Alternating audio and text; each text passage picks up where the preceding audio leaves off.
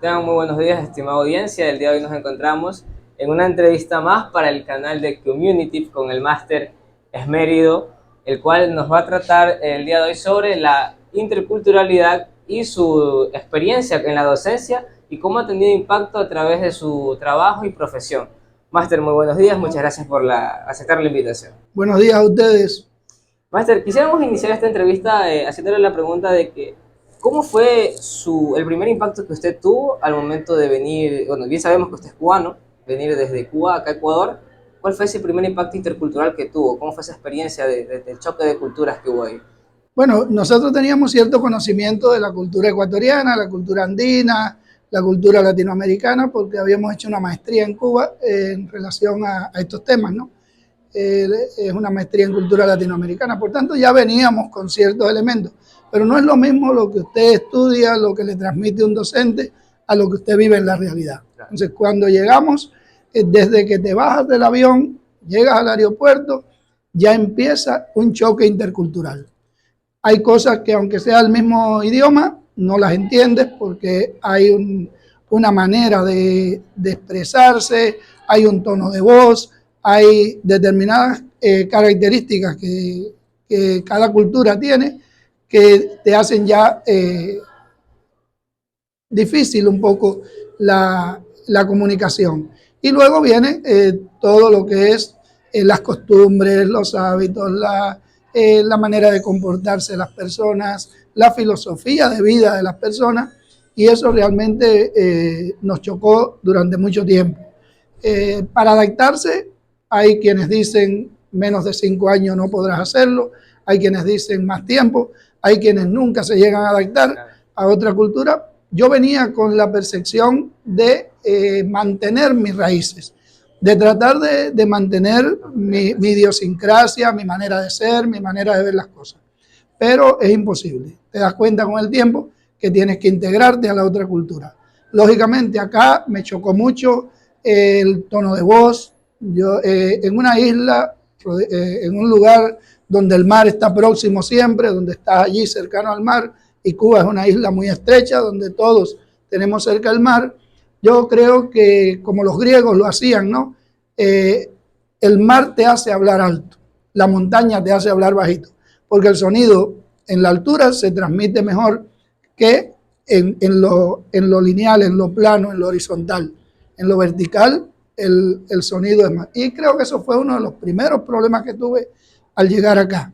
Adaptarme a escuchar lo que me dicen con un tono de voz al que no estoy adaptado y que se adaptaran al tono de voz mío, porque muchas veces parecía ofensivo. Cuando yo hablaba, como hablaba alto, parecía ofensivo a las personas, porque la primera cultura que conocí fue la cultura serrana, la cultura de la sierra ecuatoriana. Y lógicamente, si hubiéramos empezado por la costa, el choque hubiera sido menos fuerte en ese sentido. Y ahorita que usted nos dice esto de la idiosincrasia y las formas de hablar y las expresiones que tienen en diferencia de allá para acá, ¿cómo le afectó esto en el ámbito educativo? Al momento de comenzar a impartir clases, ¿tuvo problemas con sus alumnos a la hora de dar clases o no se adaptaban bien a su método de enseñanza que usted trajo de allá? Sí, fue muy difícil la adaptación. Yo tuve la suerte de ir a un colegio donde la dueña, era un colegio particular, obviamente, la dueña ha caminado el mundo, ha conocido diferentes culturas y había trabajado ya con otros cubanos. Y entonces ella nos apoyó mucho, nos facilitó un poco la comunicación con los estudiantes y con los padres de familia y con nuestros propios compañeros, pero fue muy difícil, fue muy difícil.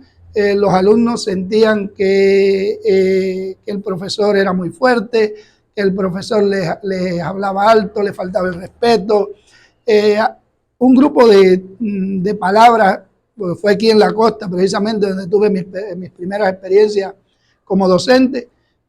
Acá hay palabras que significan cosas distintas a las de mi país, y a veces incluso palabras que pueden ser consideradas malas palabras acá, que allá no lo son, claro. Y viceversa, ¿no? Y entonces, por ejemplo, les cuento una anécdota, si es posible, ¿no? Claro, adelante. Vamos subiendo una escalera en el colegio los chicos, tú sabes, traviesos, sí. Alguien empuja a una chica, la chica se me va encima y nos caemos todos en la escalera. Y la reacción mía fue, eres guanaja. Y entonces, acá guanaja no es una palabra común. El guanajo en Cuba es el pavo.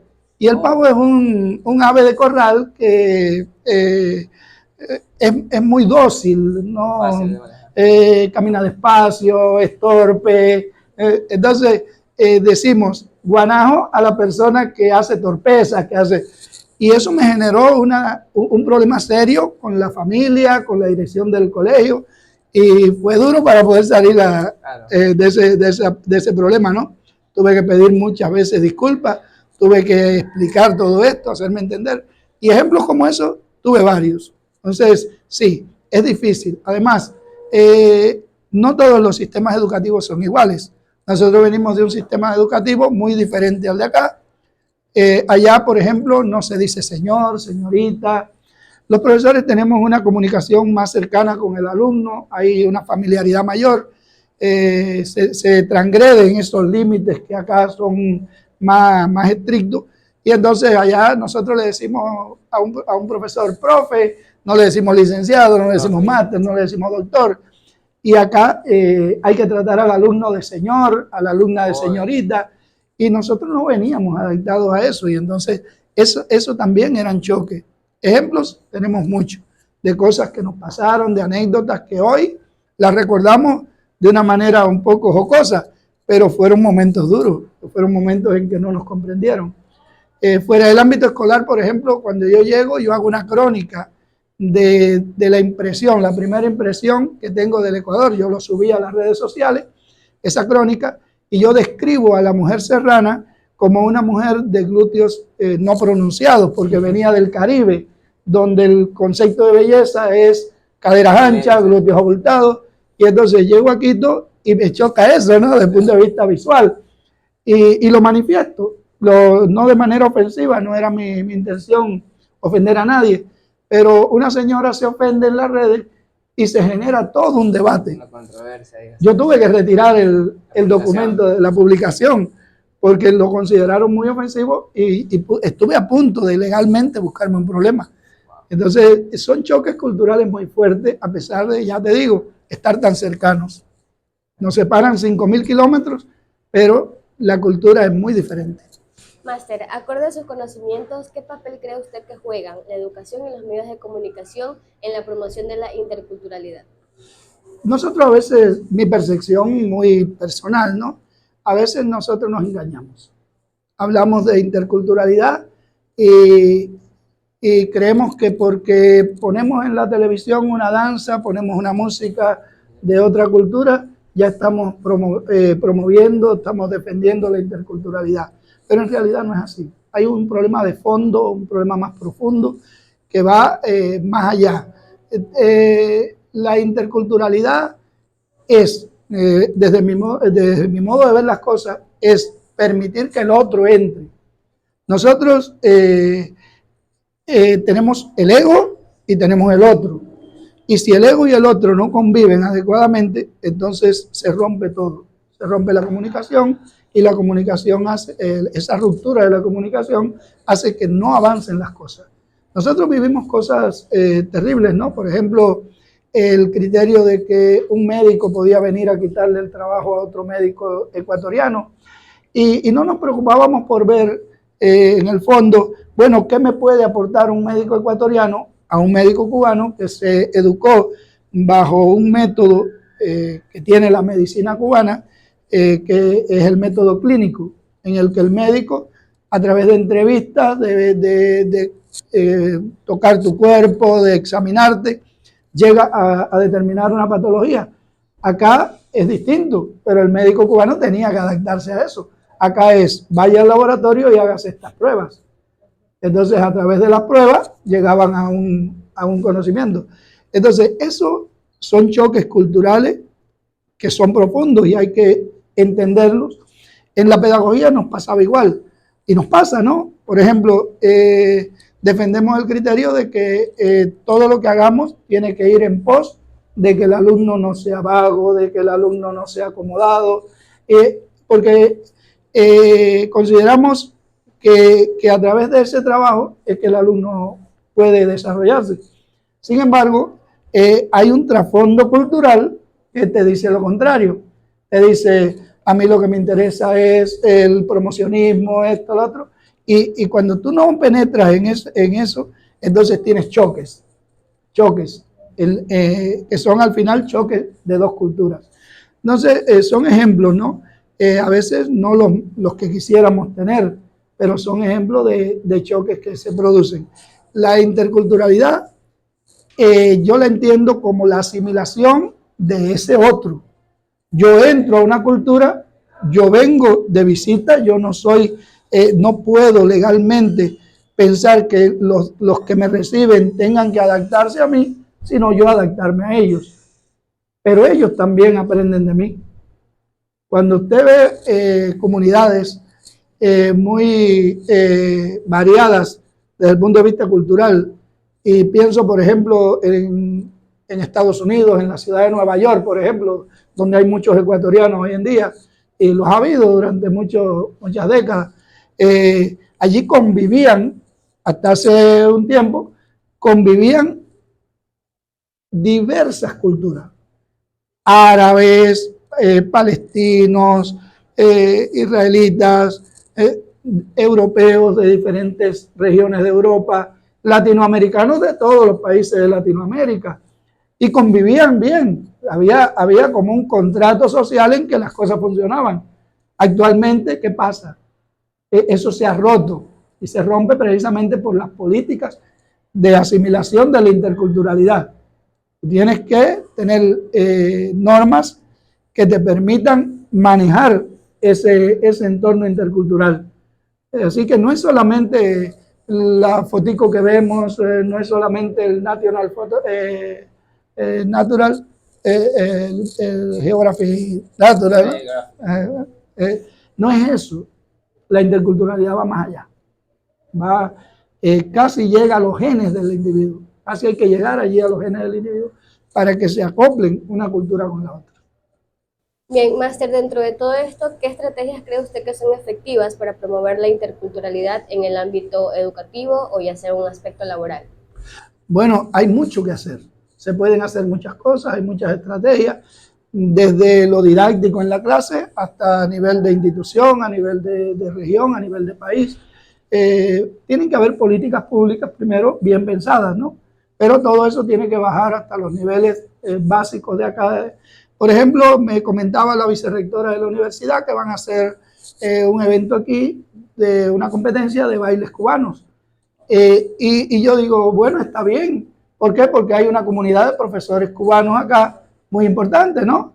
Y entonces, qué bien, que vamos a conocer a Cuba, que los alumnos van a conocer una parte de la cultura cubana y la van a poder vivir, porque de la misma manera que yo me emociono cuando veo una danza de las que ustedes presentan acá, ustedes se van a sentir también emocionados cuando participen de bailes tradicionales cubanos o de la música cubana, que está muy cercana a ustedes. Ustedes escuchan alguna música cubana. Entonces, eso enriquece, eso son estrategias. Pero no puede ser el baile por el baile.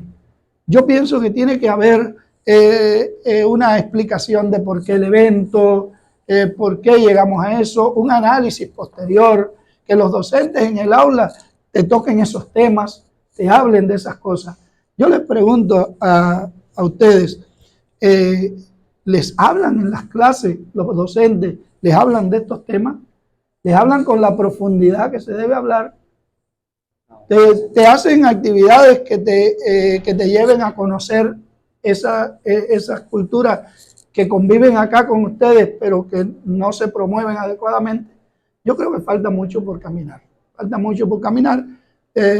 Yo me maravillo cuando veo, por ejemplo, programas bien pensados como Madrileños por el Mundo, algunos youtubers que presentan las diferentes culturas y lo hacen con un respeto tremendo, porque están promoviendo eso, el conocer la otra cultura, porque tú no sabes si mañana vas a tener que integrarte a esa otra cultura. Entonces, ¿qué puede pasar el día de mañana? Ustedes van a ser comunicadores, ¿no? nosotros estamos formando aquí maestros, estamos formando personal de salud, estamos formando agrónomos. ¿Qué cosas podemos tomar de las demás culturas e insertarlas en la cultura nuestra? ¿Qué cosas son positivas de esas culturas y podemos insertarlas acá? En la comunicación ustedes tienen un gran papel. Yo respeto mucho la profesión de ustedes, de comunicadores, porque ustedes pueden manejar esas políticas, hacer que sean más efectivas las políticas públicas que establezca el Estado. Y no es porque haya una ley de comunicación, ni porque se quite la ley de comunicación y haya ese debate en torno a si es de izquierda o es de derecha. No, el tema está en que haya una deontología del comunicador. No lo tenemos. Ustedes no tienen un código deontológico del comunicador. O díganme si el profesor de comunicación, de legislación, les ha hablado de este tema, porque no la hay. ¿Entienden? Yo, por suerte, soy abogado también y he tenido que estudiar el sistema legislativo ecuatoriano. Entonces, me llama la atención que no hay un código de ética del comunicador. Se hizo en una época, se hizo una institución para controlar al comunicador, pero no hay una ley. Entonces, ¿cómo se vio eso? ¿Y por qué tuvo tanto rechazo?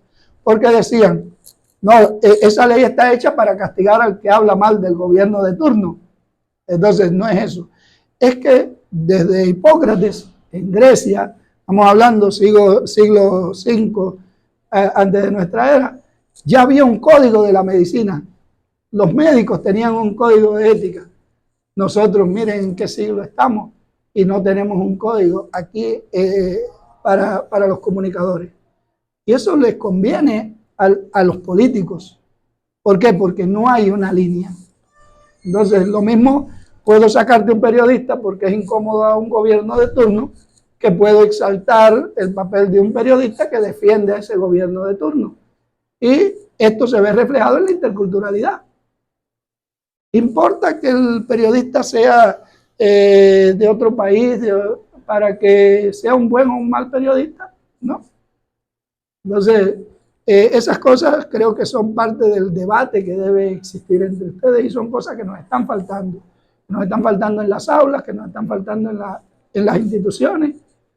Entonces tenemos que debatir sobre eso. Tenemos que cuestionar esas cosas.